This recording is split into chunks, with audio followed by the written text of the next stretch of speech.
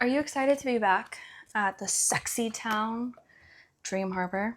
I dream, ironically. I dream about it all the time. But you know what I thought was really funny? The fact that this book we're about to talk about had a Dream Harbor map. Like it's a fantasy book. I don't think I even noticed it. I was over here imagining that there was going to be like the Loch Ness monster in the sea, and I would be like, yeah, that seems like Dream Harbor. Dream Harbor, yeah. I don't think I noticed it. I looked at it. I loved it. I loved it. Because I like that I can see all of the weirdly named stores, and I'm like, I know the couple that works there. Aww. And I know them. I shipped them first before anybody else. It's funny because like the Cinnamon Bun bookstore. No, that's not the first one. The Pumpkin Spice Cafe. Yeah. That book is so widely talked about, so widely loved. It was so huge on Book Talk, and I'm pretty sure on Bookstagram as well. But when I think about it, I'm like, we found it. What do you mean? I want to gatekeep it for us. Like, no, you guys like it? We love it. We live in Dream Harbor. Thank you. Look at my Dream Harbor tattoo. You have the map on you. But can I say something? Can I say something a little controversial at the very beginning before we even start? Go ahead. The last 3 books, as much as I love them, and I'm pretty sure I gave the 3rd book a 5 out of 5, they weren't. I don't think you did. I didn't? No. Okay, well, I'm glad. Because I don't think I've had a Laurie Gilmore experience where I'm like, oh my gosh, Cinnamon Bun Bookstore, 5 out of 5. Like, I haven't had that. But something about Dream Harbor just keeps bringing me back. It's because we live there. At this point, I feel like we know everybody. We know all the tios, all the tias. The prophetic mayor. Oh, yes. Which, did they even mention that in this one? I don't remember. No, they didn't. But as soon as he came up in my notes, I wrote prophetic mayor mention. Thank God he's back. I know. Cheli, I have to ask you something. Yes. Do you think diving right back into Dream Harbor, discussing a single dad looking for a nanny, ends up finding love, well, a nanny and love, do you think that could fix your life? I really think it can. Oh my God, there's tears in your eyes.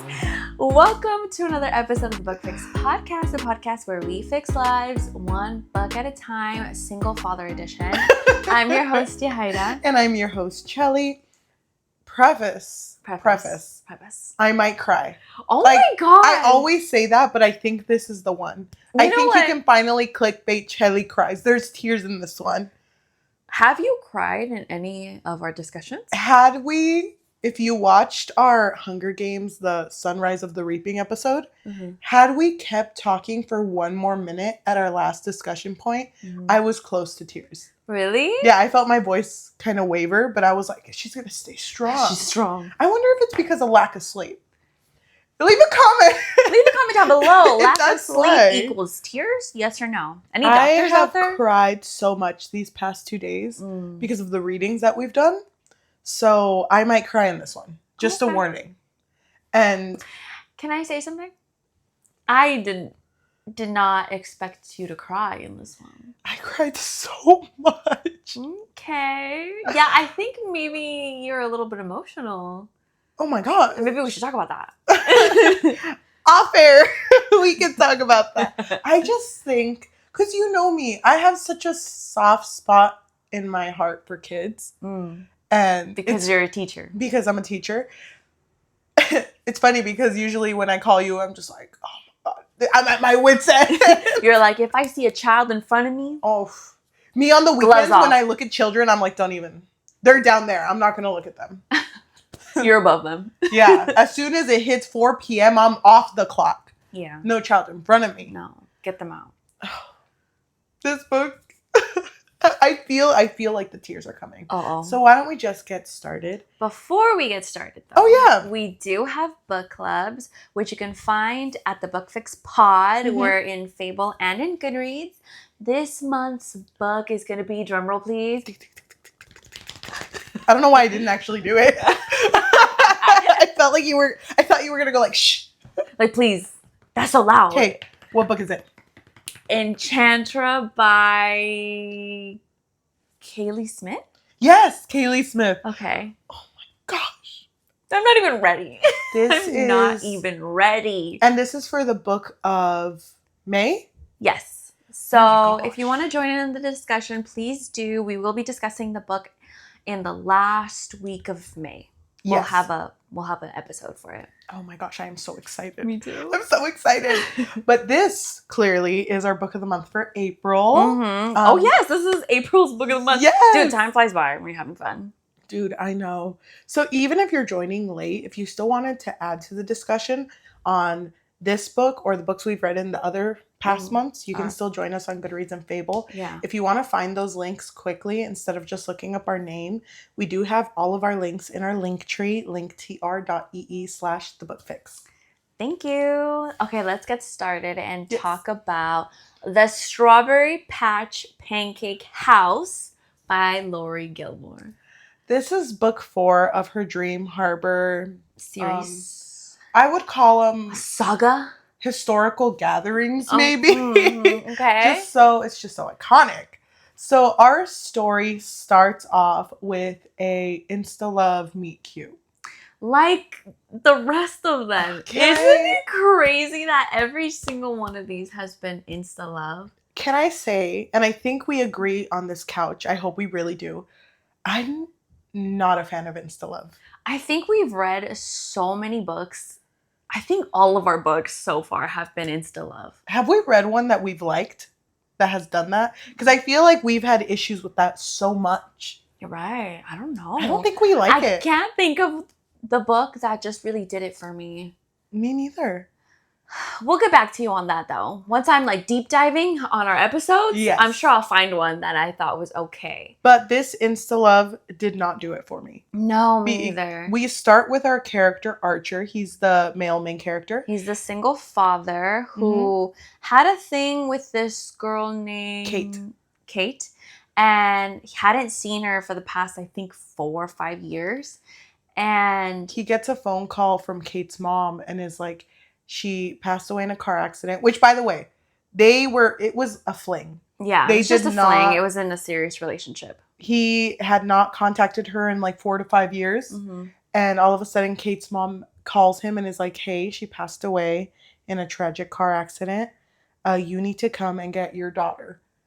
And so the beginning of the book is literally him like, how do you dress to get a daughter? Like, I have no idea what to do. I need to go get a coffee. So he is here in Dream Harbor, which is not his location because he is from Paris.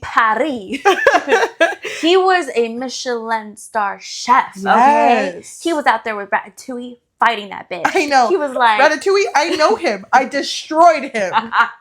He was my biggest op, and I beat him. People are gonna comment. His name's not Ratatouille. It's Remy. No, it's Remy Ratatouille. Check the birth certificate. Anyone ever wondered that maybe it's his middle name? I don't know. You ever wondered? Ratatouille's not a name? Oh, well, yeah, well, rats can't talk. Rats don't talk in there. Let's start there. We're so deep in Ratatouille. You are a huge fan of Ratatouille, so. Me? You know I am. I'd do anything for that rat. Everyone can cook. You're right. Oh my gosh. It's so funny because I make that joke a lot in front of my sister where I'll make something. I know how to cook. I'm just not the greatest cook. You know, I'm enough to survive. And I can, like, every once in a while cook up a cool dish, whatever. Mm-hmm. And when I do that, I always make a joke in front of my sister like, wow, anyone can cook. And she gets so mad and she's like, the moral of the story is not anyone can cook. It's you can find a cook anywhere. And that's her thing. So I always say it. So now you just amp it up. Wow. We're at a restaurant. Wow, I guess anyone can cook. And she's like, oh my, you can find a cook from anywhere. She gets so mad. But wow. He is You really can. Thank you. He is a Michelin-starred chef who is now being forced to come to this small town. Yes. And I will say, I used a word that I don't agree with. He's not being forced, but he felt like he needed to do this. Because he was like, I don't want a daughter. I don't. Well, Here's the thing. Yes. Forced is not the best word, but I mean, this guy was ready to dip at any point. He was like, Obligated? Okay. Yeah, I guess. Like, this wasn't his dream, definitely. And even when he was starting to get to know Olive, he was like, this is tough, but man, I can't wait to get back in those streets and Paris. Like, I'm going to be there one day. Mm-hmm. The Champs-Élysées, if you're French. If you know, you know. It's a street in France. Look it up. Oh, okay. Don't cover me. Okay, so I have a few things I want to say. Oh, wow. Jeez. Dude, a lot. Okay. She's got notes. Dude, I've got notes. Okay. We talked about that. So they're meet cute. Yes, they're meet cute. One thing I did not appreciate was that whole immediate lust. You know, because he was in Jeannie's coffee shop from book 1. Well, he was going to rush in, and at the time that he's rushing in, our love interest is rushing out. Yes. And she has, I think, like some sort of green juice, and it ends up like exploding on top or on him. So now he has like green smoothie bits on him, and he gets like so mad at her because he's just like, oh my God, I don't have any time. And now look at me, I look unpresentable. But I hate it. That makes sense to me. And I wish that had stayed. But instead, she immediately gets napkins and starts wiping him off on his abdomen. And he's like, oh my gosh, her hand is on me. I can see her stomach because she's wearing yoga pants and a sports bra. Oh my God. And he's immediately infatuated with her. Yeah. And I'm like, really? Yeah. This is how this one's going? I'm so tired of the insta-love. I am too. So automatically, I had very low expectations for this book. Okay. Because I was like, this isn't what I want. Yeah. I don't want, because what I foresaw was she's going to end up working at a place you're going to work at, and you're going to have a daughter, and she's going to be a great mom, and you're going to be like, God, I want her so bad. That was She's the mom that I want to step up. Oh my gosh. I was not here for it. Oh, okay. What threw me off was the fact that she was not a nanny. Like, she really was not qualified for this job. But I mean, this small town is small enough where she was like working, or she was friends with someone that worked with Archer. And she was like, hey, the new cook. I forgot what the diner was called originally. I don't remember either. I don't think it had a name, or it wasn't relevant. So when he was working at this diner, he met someone, and that's how he learned about Gladys. That's how he learned about Iris, which is our female main character. He learned it through Gladys, which was a person who worked at the diner. But so before she even gets hired, his first meeting with his daughter, Olive, was so sad. I really felt for this little girl because she had just lost her mom. Yeah. I think less than a month ago. I think that's how fresh it was. And she's just a kindergartner. She's 5. And he comes up and is like, hey, Olive, and like reaches out to her. And she's not talking to him. Well, she runs away because she's like, oh my God, monster, because he has green on him. And so they're trying to explain to her, like, no, he's not a monster. That's your dad. And she's just, like, not feeling it. Yeah. How did you feel about the dialogue of a child in this book? Do you feel like it portrayed a child well? Well, I'm not really around children. The child that I'm around doesn't speak much. It's a lot of, like, blabber. Yeah. So that's actually an interesting point to bring up because I don't know what children's, like, what they talk about, especially at that age. I think she's 5, which my niece is like 4, but again, she doesn't talk much. So it just felt kind of weird because it felt like she talked too big for a kindergartner. I know that kids talk very like literally, like very literal. So I didn't feel that, but then again, I don't know. I'm not the girl to call that out. I wrote that I think out of every single book that we've read that has a child in it, this is the best dialogue I've ever seen for a child. Really? I feel like it was one of the best. I would probably put her more on like first grade level, but I think the interactions made sense to me. So seeing her react like that, I'm like, yep. Really? Mm-hmm. Okay, that's good to know because I really had no idea. Dude, I ate that shit up. Okay. It was so cute. Well, it was so sad at the beginning. So when we're gonna speed forward. When Iris finally gets hired to be the nanny, the only reason she does it is because although she's a yoga teacher and she is making money, she doesn't have enough to pay for rent, and she really doesn't want to move in with her cousins because one of them plays a loud instrument. She plays the trumpet all night, and she doesn't want to do that. So this opportunity would allow her to stay at Archer's house. A live-in nanny. Yeah. And she doesn't have to pay for living there, and she gets paid for doing her job, and she can still keep her job. So it's like, oh my gosh, I can actually have income. Yeah, and she's thinking of it like, well, she's in school, so I mean, there's a huge like chunk of the day where I'm not dealing with her or seeing her because again, she's not really a nanny. She's just mostly doing this out of the convenience. Yes, and I think the reason why Archer hires her immediately is because her first interaction with Olive, when she's talking with Olive, she convinces Olive to talk to Archer. And I really like it because all of these interactions they would have with this child, in their head, they'd be like, don't cry. Don't cry. That's the cutest shit I've ever seen, but don't cry. Yeah. I loved it so much. Yeah, because Olive wouldn't talk to her dad, which is sad, but I'm also like wondering, so what was he trying to do during that time? Just like, hey. Well, I think it's hard because like her coping mechanism was that. And because she didn't have any, which it was kind of crazy to me that Kate's parents just left.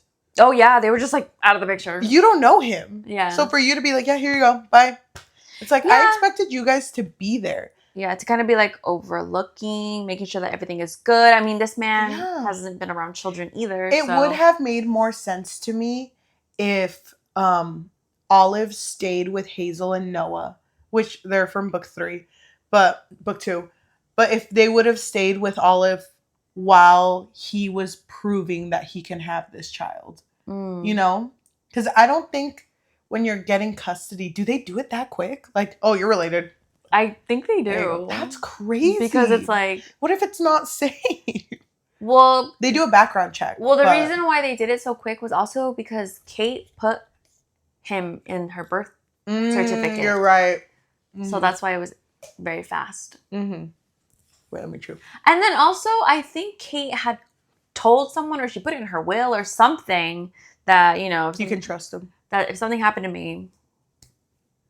That's the dad, basically. That's crazy. So, I really, really, really, really, really like the communication between our two main characters, Iris and Archer. Okay, what part sticks out to you? Everything. I really like that, although you could see there was tension on both sides, they were very aware of like, okay, but I have to think of what I'm doing and how it's going to affect my daughter or how it's going to affect his daughter. I don't want to do anything I can regret because she's still healing. Yeah. And I can't just make myself look permanent if I start dating her dad and then leave. Yeah. So the thing that I appreciated about this book is that even though there was obvious lust between them from the very beginning, they didn't act on it for a while. It took a minute until something finally happened between them. And I think it was funny too, the whole like premise of, you know, this like Michelin-starred chef coming into this small town's diner, and he doesn't have any of the original recipes, so he's like trying to make pancakes, but he's like doing like high-end a lemon like zest or something. I don't know. And it had poppy seeds, and it's like no one liked it, and he's like, I know, obviously I know, because they kept returning it, and people would like his cooks would tell him, no one's gonna like it here. People come to the diner for like the comfort of, you know, you having the same exact pancakes that you've had your whole life.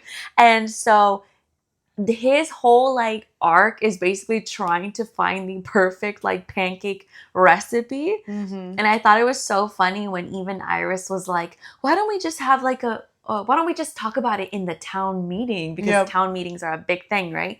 And so he's over here asking everyone like, okay, yeah, you guys don't like the pancakes. Sorry, you guys have no taste, but whatever. You know what I thought was funny? Before she recommended the town meeting, she was like, what if you just use like ready-made mix, like Bisquick? And he was like, get that name out of this house.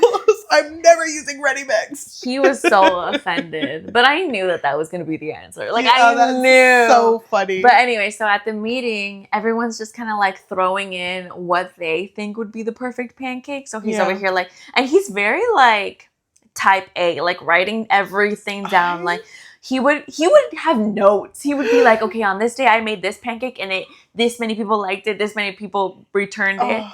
And so he would write these things down, and then it just kind of became like this whole thing of like him trying to find the right pancake. So, you know, at night he would be making pancakes, and sometimes Iris couldn't sleep, and so she would come into the kitchen in her little tiny shorts, and she'd be like, need a taster or something? Can I just say, before we get into that, I fucking love this man's dedication. To the pancakes? No, just like get you a man who, if he wants it, he'll get it. It's like what's the saying? If he wanted to, he would. Yes, that's him. And I loved that anytime they would say something to him like, oh yeah, your daughter didn't like this. Oh, she doesn't like your food. And he'd be like, oh my gosh. Yeah. What do I do? I have to do something, obviously. Yeah. And it's like, he cares so much about what he does, and he cares about it deeply. Mm-hmm. And that's what I appreciate about him, because even though I did the math, it took 67.5% for them to kiss into this book.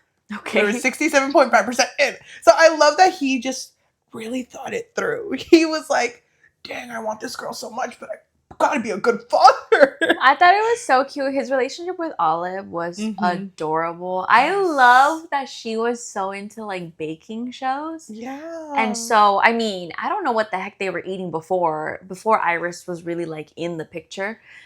And so once Archer started like cooking up these like, you know, high level recipes, Iris was like, oh my God, Olive, come here. So your dad is basically a cooking show. Mm-hmm. And so that's kind of how they started to get closer. And also he asked if she wanted to help and be his sous chef. One thing I really like too, because I feel like although his cooking did change for her, obviously, I also think it's the way you approach things. Because when he was going to make him steak frites, which is just steak and fries. Yeah. You could call it that, but a kid won't like that, you know? So when Olive came over and was like, what are we making for dinner? Iris answered, oh, they're making French fries. Do you like French fries? And it's like, that's the way you approach it. And I think Archer caught on quick, because then afterwards he's like, and we're going to put this thing called rosemary. You want to smell it? You know? And that was just the sweetest. That's the way you talk to a kid. I loved it so much. I ate it up so much. Okay. You love the single father trope. Yeah. No, I just love fathers. I just love love. I just think that parenting is hard, and parenthood is hard, and no one prepares you for it. And there's like a lot of mistakes that go into being a parent, and because first-time parents don't want to admit their mistakes, it makes first-time parents feel even scared, like even more scared, you know? So for him to have no parent friends, for him to have like no baseline for any of this, but for him to go in like, I'm just going to do my best for my daughter. She doesn't deserve to have a bad life just because I wasn't here. Yeah. I love it so much. And also I thought it was it was so like real of him to have that whole inner conversation of, I met my daughter, but I didn't feel instantly love for her. Like, when do I start, like, feeling that? And he was like, do parents feel that immediately after seeing their newborn? I think a really good conversation was the first time that Olive was sleepwalking and she tried opening the front door. Yeah. He freaked out, and you know they took her back to the room, but the whole time they were like, do you touch someone if they're sleepwalking? Can I care? I don't know what's going on. And they were like so scared. And they sit in the hall, Iris and him, and they're just facing each other, and Iris just starts laughing. And he's like, what? It's like, it's just kind of funny, you know, because for a second, I thought she was possessed. I'm just going to say it right now. I just thought she was. And then what would have been worse? I The know. possession. But they have this moment where he just looks at Iris and he's like, do you want to be a mom? Mm-hmm. And she was like, oh God, no. Mm-hmm. Oh wait, I shouldn't say that. I'm a nanny. And then they start laughing, and then Mm-hmm. she's like, well, did you want to be a dad? And he answers the same way. He's like, God, no. Mm-hmm. And it's just so real because it's like, people forget that parents are people too. Oh my God, you know what scene I loved? Which one? Similar to that whole like moment of them trying to figure out what to do for Mhm. Olive because she was sleepwalking. It happened, something similar in the way that they were communicating happened again when, what was it? I think Olive was telling them about a situation that happened at school and like how something bad happened, like someone made her feel bad or something. Yeah. And Iris was like, you know, sometimes people are crap. Oh, Can I say crap? And he's like, I don't know. I'm on day 2 of fatherhood. I don't know. And even like near the end, there was a part where I think Olive is like, oh hell no. And they're like, Olive, and she's like, it's okay. My dad said I could say it in front of in front of anyone as long as it's not grandma, grandpa, or church. Or it was like something like that. And I'm like, wow, so real. Yeah. That's so real. I thought that was really cute. It's nice because it shows that's like, it's possible to still be a person and still experience love and still experience passion, but you're still a devoted parent. Mm-hmm. Like, it's not just one thing or the other. It can be both. Yeah, and also Iris would point that out that she didn't have a present dad, and she would try to explain to Olive in like a childlike way of, well, I mean, your dad is here, you know, he really cares for you, you know, it's so nice that you needed him and he showed up for you. You know what though? I kind of agree with what you're saying. But I think opposite. What I appreciated in this book is that they never baby talked away a situation. Yeah. Because when it was getting to a point where the tension between Iris and Archer was really high, there was, I think it was a scene where Olive and Iris were painting the room, and Archer walks in, yeah, they talk, and then Archer leaves. And then all of a sudden, Olive asks, so when are you going to become my mom? Oh, yeah. Was it? Something about mom. No. It was, do you think mom can see me right now? That was the question. And then that was the first question. That was the first question. So immediately, Iris is like, how do I answer this? I don't want to answer this wrong. And I really appreciate that she didn't just go, yeah, she can. Yeah, totally. She was just like, I don't know, honestly. It's like, oh, my grandma says she can. And she was like, yeah, grandmas are wise like that. She's probably right. And I really, really appreciate that. Because I feel people think kids are dumb. They're not. They're so observant. Yeah. So they are. So the fact that she and Archer would talk to her like a person. And then when she would ask for like, I want a puppy, they wouldn't be like, someday. They would be like, okay, but not right now. We can't do that right now. Wait, a puppy, swimming lessons, where are you going to fit it all? Yeah. Like, they were just so real with her. So I really appreciated that. And just that entire interaction in that room, the fact that, and there was multiple other moments, they spoke to her like a person. And I really appreciate that because sometimes I feel, I've seen it more in fan fiction, but there are some books that do this too. When they write a child, it feels like they write them in this like angelic way. Like they can do no wrong. Yeah. And I mean, children, I get it. They're amazing. They're angels. They're sponges. They just learn so much. But she felt like an actual child. She would say things and she would misunderstand situations. She would want things. She would do things that she wasn't supposed to. Like when she was putting carrots outside because she was trying to catch a bunny. Like things like that. That felt so real to me. Yeah. But they would also not treat her like a baby. They would be like, okay, what's your opinion on this? What do you want to do? You know? But they would still be fun about it. You add voices. But I mean, after when she asked about, can my mommy still see me? She did ask Iris, are you my mommy now? Well, she asked her when she got the fever. Remember? Because Iris sat with her. And she asked Iris, oh, when can I call you mom? Are you going to be my mom soon? Yeah. And Iris had to say no. And then Olive started crying. Mm-hmm. And it was so sad. It was just, because at that point also, like, I don't remember if anything had happened between her and... I think... Well, either way, even if it was while things were happening, they both kind of were making it clear, like, oh, no, this is just like a... Physical. This is just physical thing. Well, mostly her. She didn't really want anything emotional. Can I say? Yeah. I wrote this long paragraph. Long about the first sex scene that happened in chapter 27. And I was like, no, you're telling me. Wait, okay. Okay, you go first. Because I have something to say too. So I wrote, this first spice scene was low-key but very high-key disappointing. I do like the idea that it's just two parents formally having a quickie and it being pent up, but you're telling me I waited 67.5% into this book for a one-page spice scene? Oh no. My God, I'm so glad that you brought this up because I was thinking the exact same thing while I listened to this. Yes.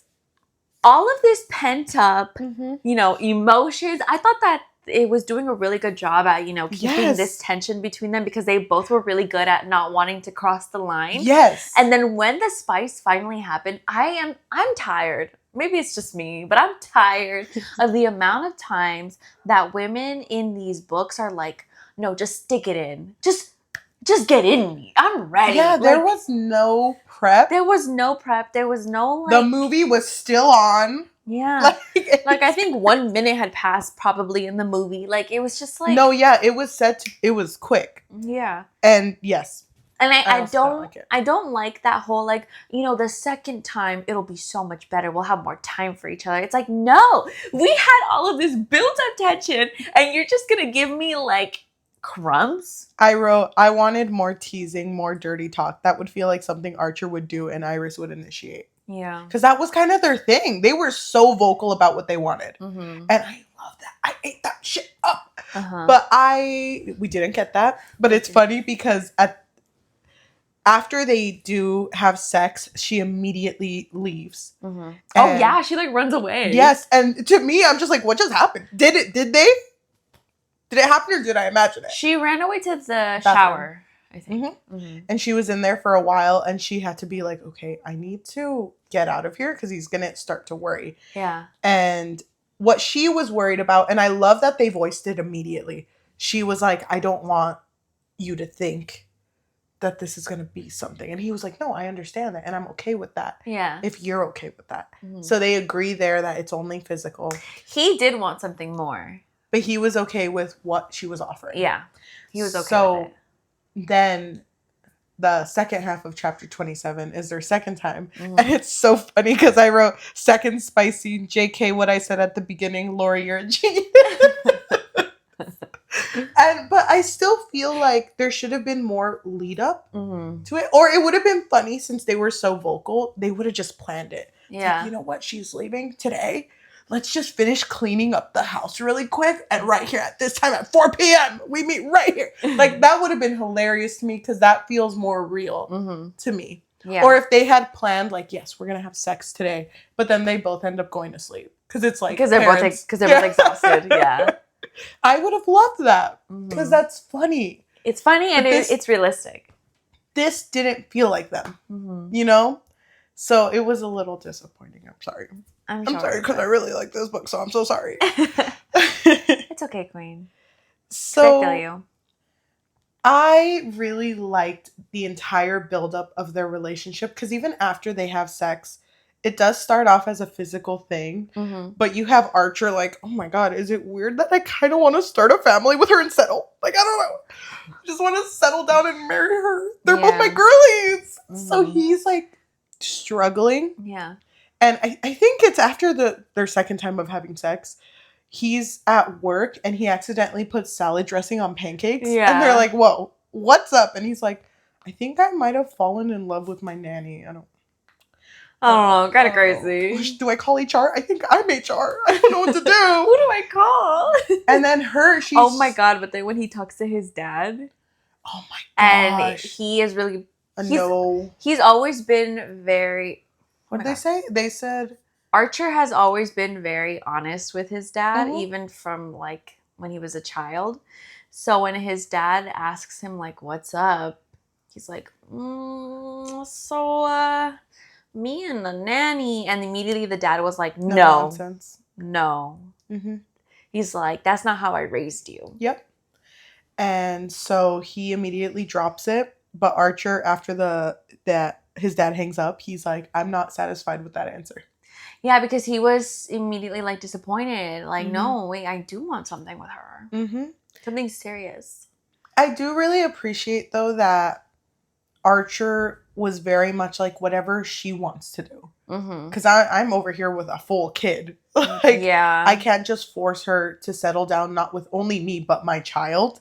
Because whatever they do have, they're both understanding that it would have to be permanent. Because, I mean, her child just went through a loss of a mother. Yeah. She doesn't want to lose one again. And then Iris can relate to that because her mom dated a lot of guys who she thought when she was a child, oh, this is going to be my new father. So then she went through that feeling of disappointment over and over again of not having a stable father figure in her life. And so because of that, she actually doesn't really date that much. She's really bad at holding a long-term relationship just because of the way that she was raised. Yes. And so that's why immediately she was like, I would just want something physical to Archer. So I think it isn't until after... when she gets lost. Yeah, it is when they get lost, right? So first Olive was a little sick, and then Iris took care of her, and then that was really cute because she was like, oh my god, I just like cleaned up her boogers and I didn't get grossed out. Maybe I do love her. Oh my god. And so afterwards, now Iris was getting a little sick, but they were going to go to, what was it, a farm? A strawberry festival. A strawberry festival. And she was feeling under the weather, but Olive was like, you promised you would go. And so now they're all going to this festival. And while they were there, I knew. I was like, this shit is like a Hallmark movie. I know what's going to happen before it happens. Okay, but before that happens, that scene where they were watching Olive in like the petting zoo part. And immediately when Archer holds Iris's hand, and it's so small. It's literally just pinkies. Pinkies, just like or this. No, it's just holding space. Yeah. That's all they're doing. And immediately, like Olive senses it, and she's like, you're holding her hand. Why are you holding her hand, huh? Yeah. And it's like, well, I don't want Iris to get lost. Yeah, look at the big crowd. And Iris is like, yeah, no, I would get lost. And so then Archer picks up Olive, puts her on his shoulders, and she's like, oh, make sure to hold Iris's hand so she doesn't get lost. She's so smart. But go ahead. What happens next? So while they were there, Iris was with Olive, and then she kind of gets like distracted, and then now Olive is gone. And this whole time she's kind of like going through like this inner turmoil of, am I ready to be a mother? No, I'm not ready to be a mother. I can't. I should just get out of these two people's lives before it's too late, right? But she does kind of have a moment where she's like, I think I can. Yeah, but then when she loses Olive, she's like, I knew I could not be a mother. I knew that I'm not fit for it. And it really sucks because as soon as that happened, Archer's like asking her like, well, where is she? What do you mean you don't know? Yeah. And he's like calling everyone and he's frantic.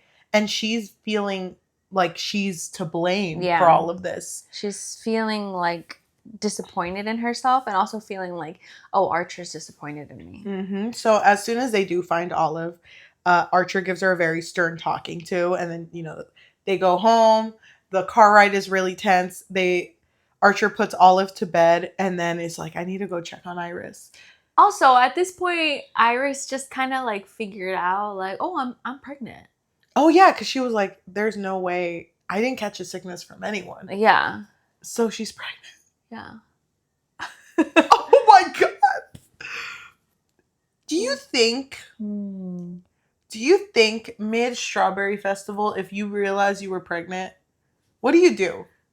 Eat a strawberry. What do you Oh mean? my God, you're so right. Wait, Baby's hungry.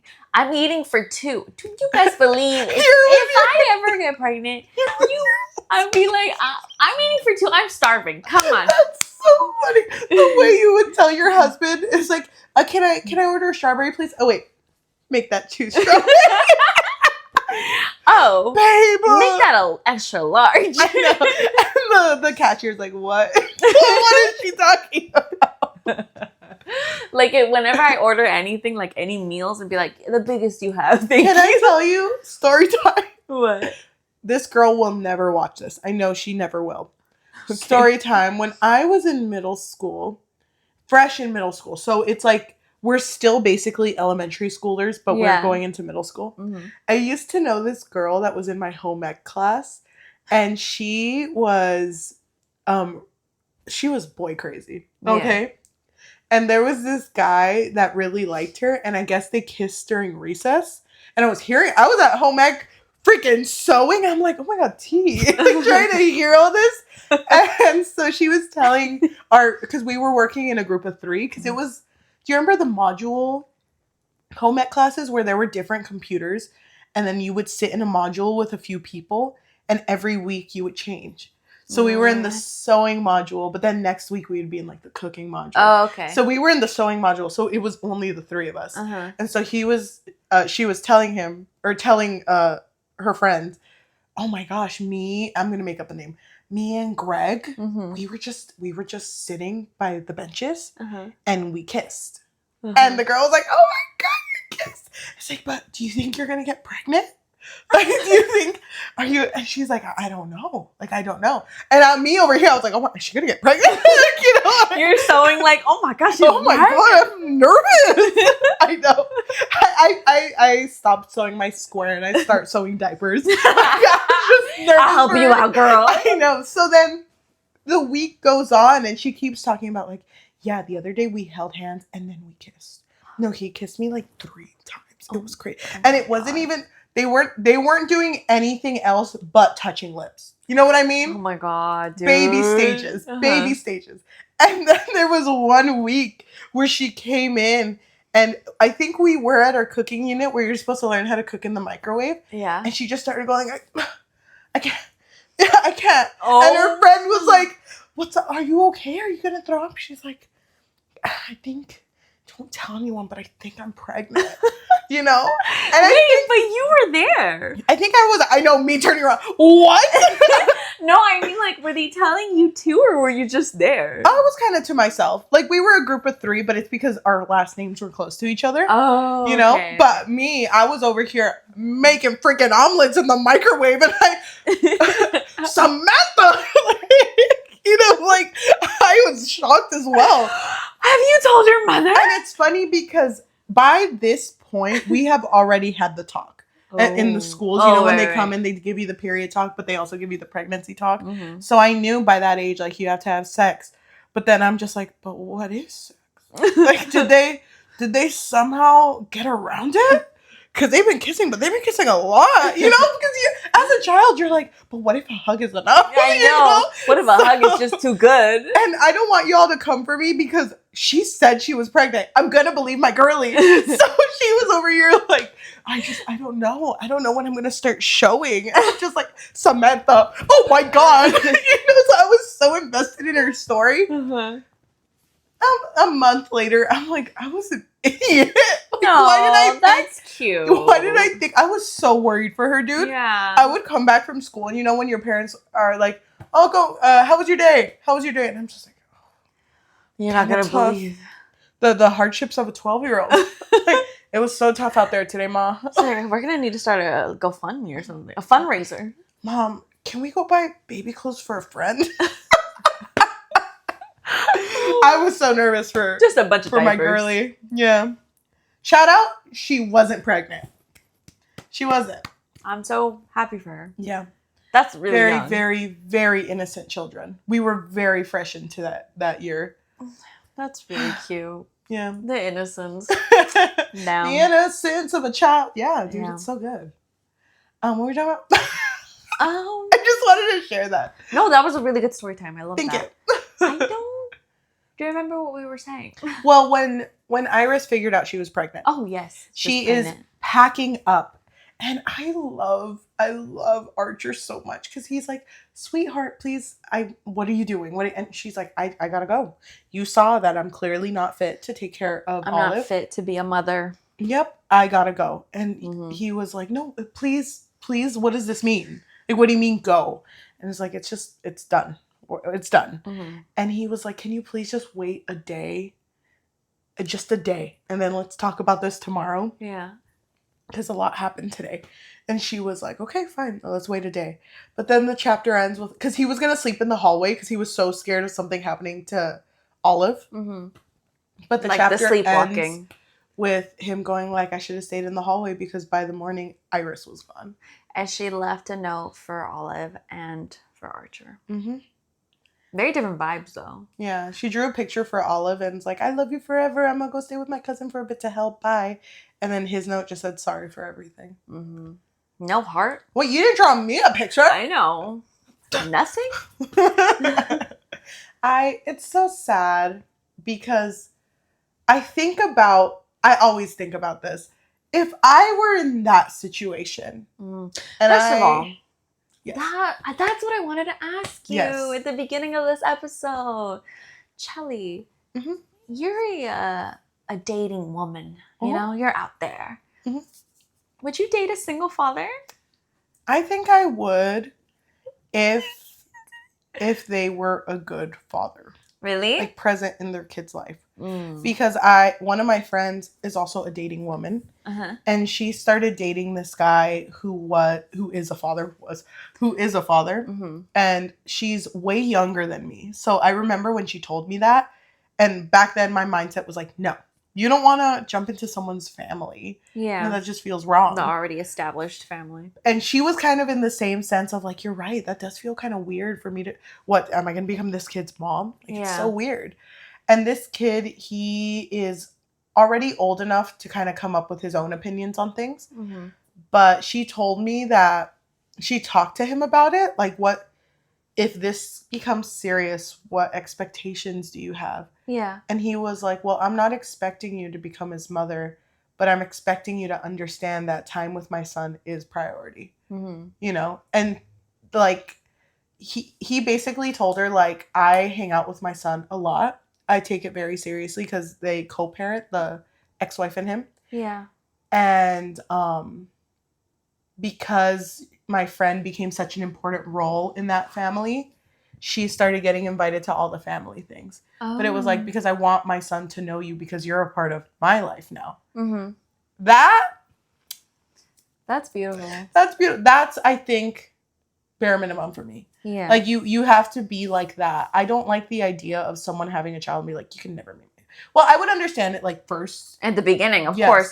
I would hope that they wouldn't want to introduce you right away. Yeah. But just, like, you never talk to my kid. You never do this. Because there are people like that. Yeah. So that would be kind of like, eh. But if they're, like, devoted to their children, I get it. Yeah. Yeah. See, my thing is, like, if I were still dating, and it's so funny because this idea does not come from me. I saw someone else say this and I was like, that's exactly how I feel, which is why I could never date a single father. Where she was like, this girl was saying, see, my problem is that I want to be a man's priority, but if they have a child, I would want their child to be their priority. But like, I want to be the priority. But like, if you have a child, they're your priority. So like, it's not going to work. I feel like for me, though, I don't want to see it like that. I just want to see it that, like,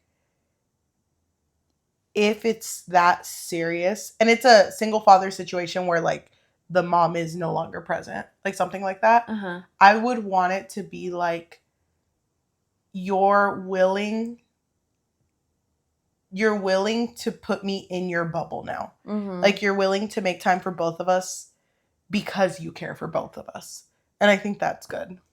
That's a better way to put it. So I used to know a long time ago for a class that I taught like a while back.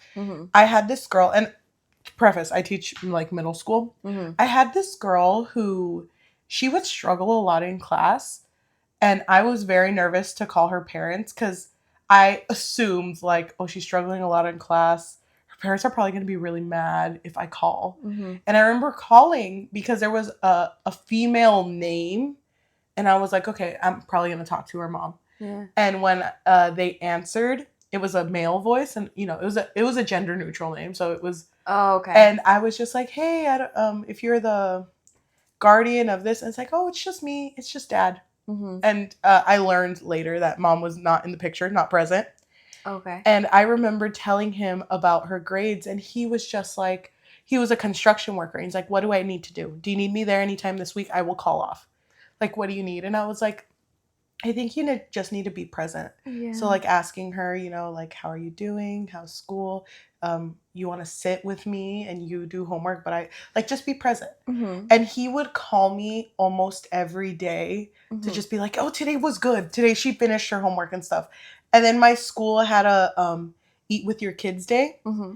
And he never goes to those things. And I called him and I was like, I think it'd be really important if you came. Aww. And I remember walking them to lunch, and she was standing right next to me because I was like in the line. And you just see him holding up like a bag of food. And he's just like a teenage kid having like that, oh my gosh, it's my dad, and ran up to him. That is so sweet. Yeah. This book really made me think of those moments where I'm like, dang, baby fever's so strong. Oh, I thought you were over it. Nah, she's back in. She's back? She's back in. Nah, dude, I'm out of the funk. Thank God. Dude, it's just hard because, well, to me, 0, first of all, who's 0? Not me. 0 to 5, that ain't me. That ain't me. That is so funny because, like, that's the ages that I'm, like, least scared of. Well, it's scary, don't get me wrong. But I feel like once they start talking back to you, and, like, my niece, obviously, like, you know, it's like I want her to, like, do things, or, like, I'll have, like, try to have conversations with her. And, like, obviously she has her own, like, way of being. Yes. So I'm like, oh my God, wait, how do I get her to do this? But she doesn't want to because she's rebellious. So all that to say is you would be down for a single father. Yeah, I would. So if any single fathers are watching us, I hate it. Send in your applications. I hate it. I hate it. I hate it. Anyone out there have a single dad? Maybe comment down below. It's like, here's my dad. The idea of being paraded and just being like, single fathers, she's here. She's here and she's ready. I really like that Iris's friends and her cousin were very much like, okay, you have several options. Don't feel forced to do either or. But, you know, these are your options. What do you want to do? I like that they weren't immediately like, go back to him. He's such a good guy. You know, it was very much like, it's you. Yeah. That gets to come like, up what with do you this. want? Mm-hmm. She wanted to keep the baby. Mm-hmm. But she didn't want to go to Archer and just be like, hey, I have a baby. I want to be with you. And I love your daughter. Yeah. Surprise. Mm-hmm. So she sits on it for like a while. I think 2 weeks pass. And there's like a moment where she is at book club and she sees Archer and Olive walk into the bookstore, and she hides, obviously. Mm-hmm. But when she's looking at them, she's like, oh my gosh, she did her hair. Mm-hmm. And she's holding a cookie. Like, I miss them. And then as she learns that she got a bunny, she has a pet bunny now, and she's just like, oh, I wonder what she named that pet bunny. Like, she's just thinking about all of the things that she's missing out on. Yeah. And so one random Tuesday night, she comes back and she first addresses Olive, because Olive and Archer both answer the door. Mm-hmm. And Olive's like, oh my gosh, I got a bunny. And I named him Reginald, but I call him Reggie, and this and this. And can you come see him? And she's like, I actually have to talk to your dad first. Mm-hmm.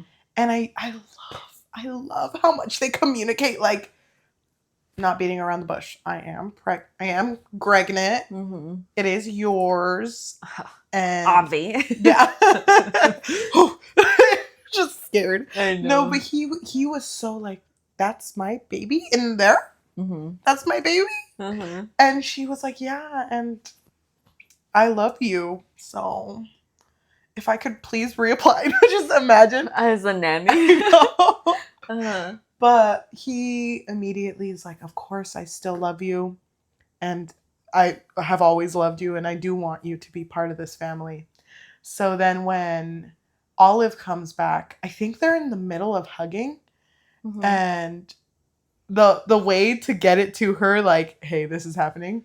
Iris is just like, how would you feel if I had a baby in here and it's going to come out soon? And me and your dad just kiss a bunch more. Mhm. And she was like, I'm okay with the baby part. But not the the kissing? kissing. That's Mm-mm. disgusting. That's gross. But I think I'm okay with it. Yeah. And it's just so sweet, like how organic that happened. Mhm. And the fact that as time passes in this story and she eventually does have her baby, It's Olive a has baby boy. yeah, that they name Owen.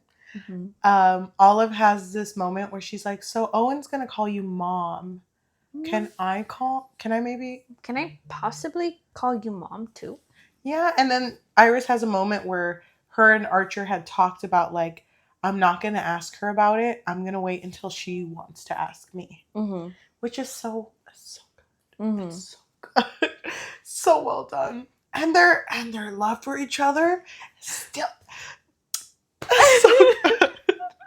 It's okay. Can you imagine if the plot twist in this story was like Archer kept wearing hats and then like one day they're kissing and the hat falls off and it's fucking Remy? That's the plot twist. Oh, I knew it! It was all a lie! I knew you were too good of a cut. Too good. So you didn't get the pancake recipe?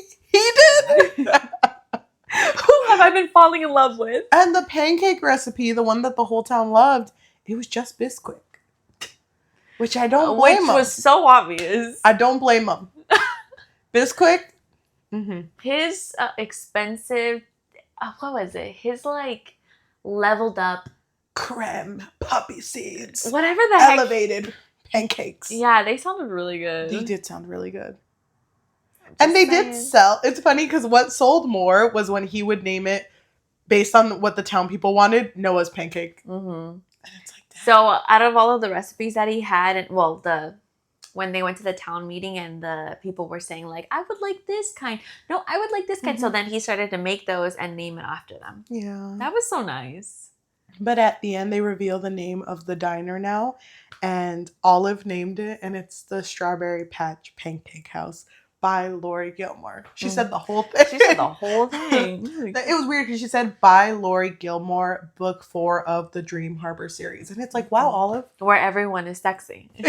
Wait, Olive. That's the slogan. Where everyone is sexy.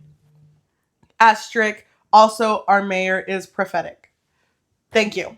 That's what I want. It's like, are you sure, Olive? Are you sure that's what you want? Olive, we have a 30 character limit. Oh. All right, then just the Strawberry Patch Pancake House then. Thank you. No spaces. And they lived happily ever after. Okay, so the suspense is killing me. Go ahead and tell me what part made you cry. Okay, I think I marked it. You did? I think well, I didn't mark it, but I wrote when I cried. Oh, okay. Interesting. It was funny. There was a part where when Olive was sick, the second day she was still sick, but she's like, I'm better. I can go to school. And they were like, no, you can't.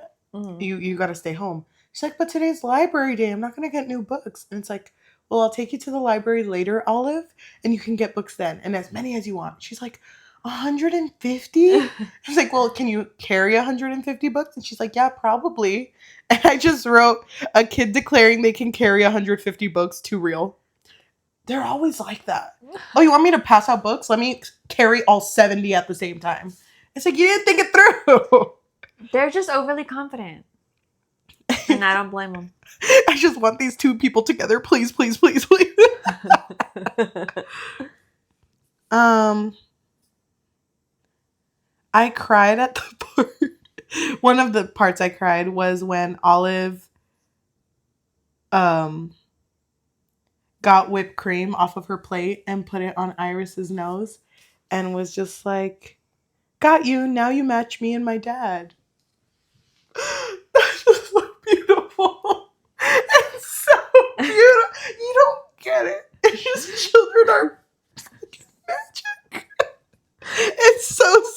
Wow, the baby fever is choking you right now. Dude, wait, hold on.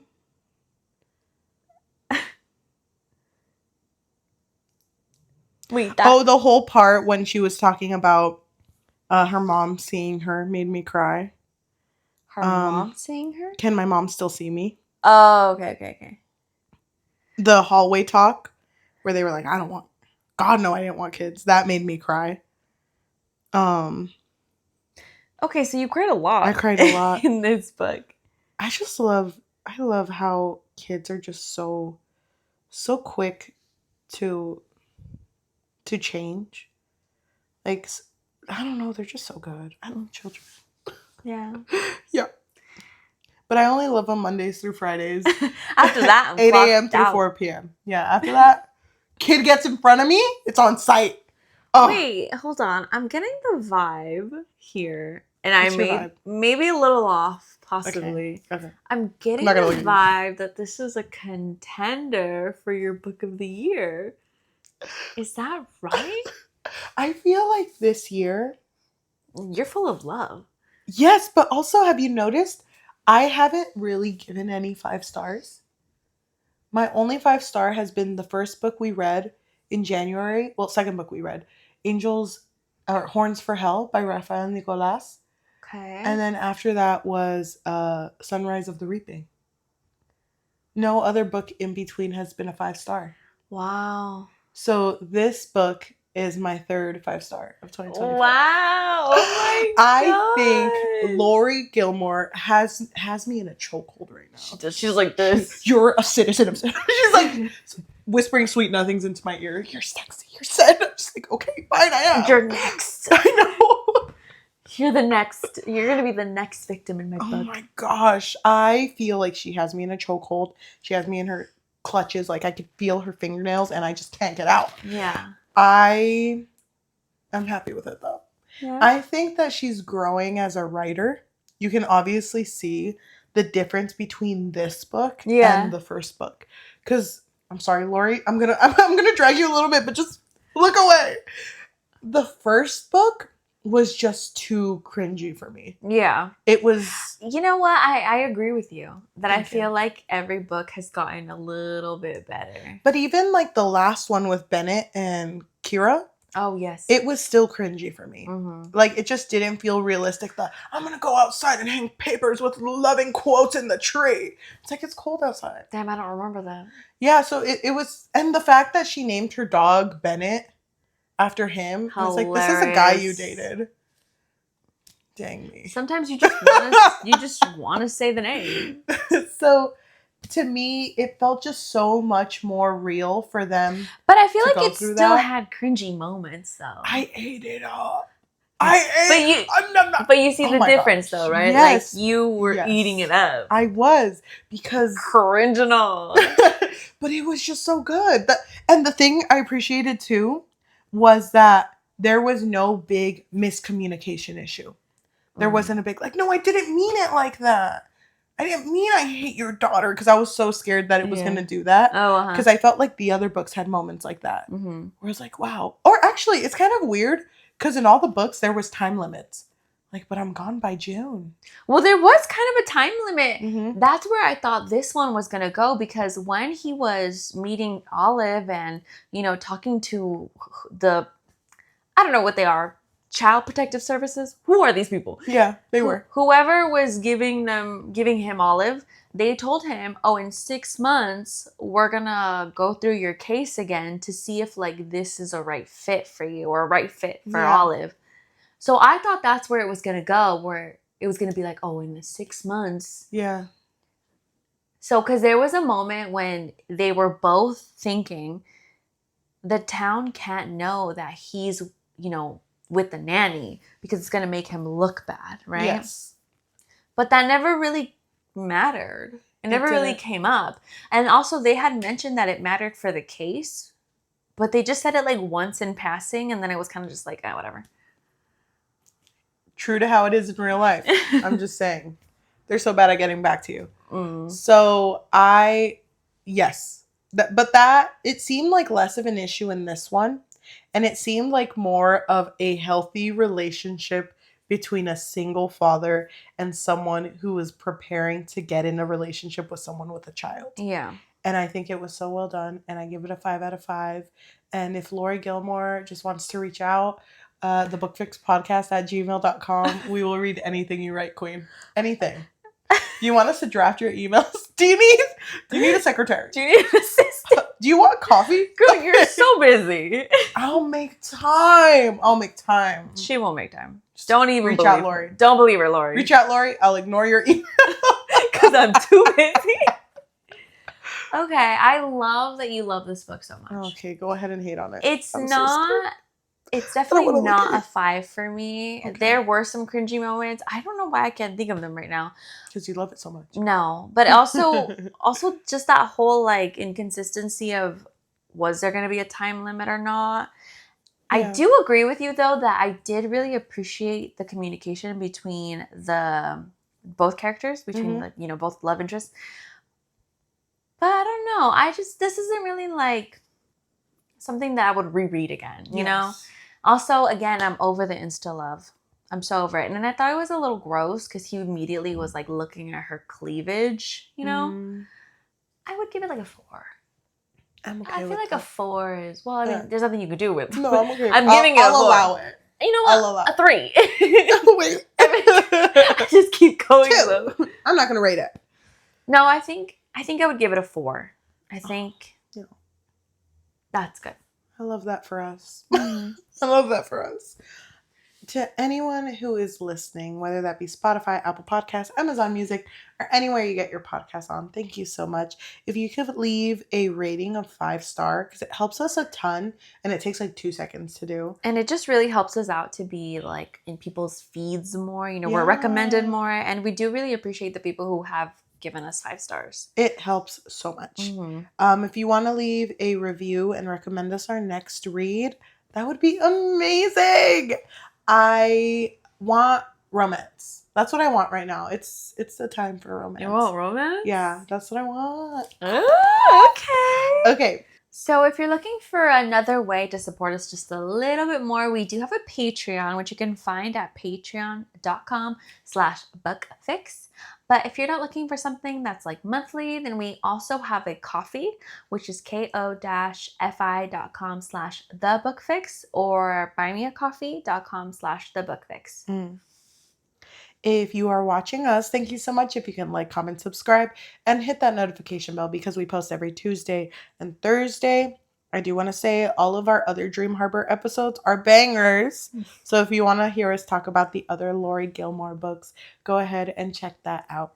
If you want to support us on any of our social media or are looking for our Goodreads and Fable book clubs, or want to leave us a recommendation through our Google form, you can check our link tree, linktr.ee/thebookfix. Thank you. Can I say something? Yes. So you know how like this entire series, she's been kind of like teasing the tension between Annie and Mac? Wouldn't it be so funny? I know they're probably in the next book. Yeah. But it would have been so funny if she would have kept it going. Like whole like 10 books, and then afterwards when they're old. I know, dying words. Oh wait. The sex scene never died. Can I say something? I forgot something. What? Oh my gosh, so cute. Okay. When will Laurie not be afraid of the gays? Dude! I forgot to mention it. Oh my gosh. Okay. Preface. In the other books, we know that the mayor, the prophetic, beautiful mayor, sexy mayor, because everyone's sexy in this town. He's married to a man, and they openly love each other. Yeah. And it's like, I brought up that it's kind of weird that the LGBT characters are in the sidelines. Like, we know they're in Dream Harbor, but all of these books are straight. And also, there's another, God, I forgot his name. Jacob. He's also in a relationship with a man. And it was like, okay, how come he didn't get a butt? And I was so sure that book 3 Bennett was gonna get with Jacob. I don't know why you thought that. I thought it. And it made sense in my head at the moment. But it just kind of feels weird that all these characters are in the sidelines. Mm-hmm. You're telling me everyone in Dream Harbor is straight? No. They're not all straight. Yes. But I mean, they're just like they don't have their own book. So Laurie, that's my only thing. So, because even in this book, it mentioned like, oh yeah, this one character who dates men and women. Mm-hmm. It's like, why are they in the sidelines? I want them to be the protagonist. Yes, and it's good. It adds variety in your stories. I love it. Because right now, I even wrote it in my notes. If you want to go check the Goodreads book club, yeah. I mentioned that it's starting to feel that although our protagonists have different backgrounds, all the girls are kind of the same. They're wooed in the exact same way. Wow. Okay. And I'm scared I might get exhausted soon. Okay. Thank you. We'll see. Still a 5 though. I'm sorry, Queen. See what happens in the next one. Thank you. We'll revisit this discussion. Okay. So let's go ahead and read a good and bad review of this book. Okay. What was the book? Strawberry Patch Pancake House. Okay, so right now we're going to find a negative and a positive review for this book. Which one do you want? I'll do positive because I'm all about love out here. Okay. I'm going to give this a 4 on ours. All right. I'm going to give this a 4, but I'm all right. Guys, it's not me. It's not me. Short one, but this comes from Caitlin, who gave it a 5 out of 5. This is my favorite book from this series. I really loved the characters in this book and felt more connected with them than the ones in the previous books. I loved how this one ended, and I really enjoyed reading this book. So this one's kind of funny. I'm just going to read it because I think it's funny. So this comes from Phil. They gave it 1 out of 5, and they wrote, I don't know why I do this to myself. Parentheses. I've pre-ordered the next one. Thank you so much for listening, and we will see you next time. Bye. Bye. This is person who also gave it a 5 out of 5, and they wrote, why am I even crying? That just wrote me too. Oh my god. I get it, Queen. You found your person. It's me. I'm going to follow them. They're going to be like, the Book Fix Pod. They sound like intelligent girls. They know what they're talking about. Okay. Now we wait. Oh my god. Our goal for Goodreads followers has increased because, before our goal was 3. We've And you know what? Exceeded that. You're so funny. That was the funniest thing I've ever experienced because Yajaira and I, at the beginning of the year, I don't think we did it this year, but at the beginning of the year, we come up with goals for our social media, like what we want our account to be. Mm-hmm. And for Goodreads, I don't know how I came up with this number, but I was like 1,000. That seems like a good goal. And we didn't tell each other what our goals were. And so I was like, yeah, here's my goal. And I see your screen and all it says is Goodreads 3. That's so real. We didn't even have 3 at the time. No, we didn't. Because we were not active at all. So then, when we reached 5, I think, I was 200% over our goal. This is amazing. So now our new goal is 4. 10. That's crazy. As well as in Fable. 10 would be really okay. nice. Well, we're 3 away. Cool. Actually, I think we have more than that on Fable. Oh my god. So 20 then. That's crazy. I need to be more active. Queens and kings. Please follow. And y'alls. I'm out here. We're out there. Please follow.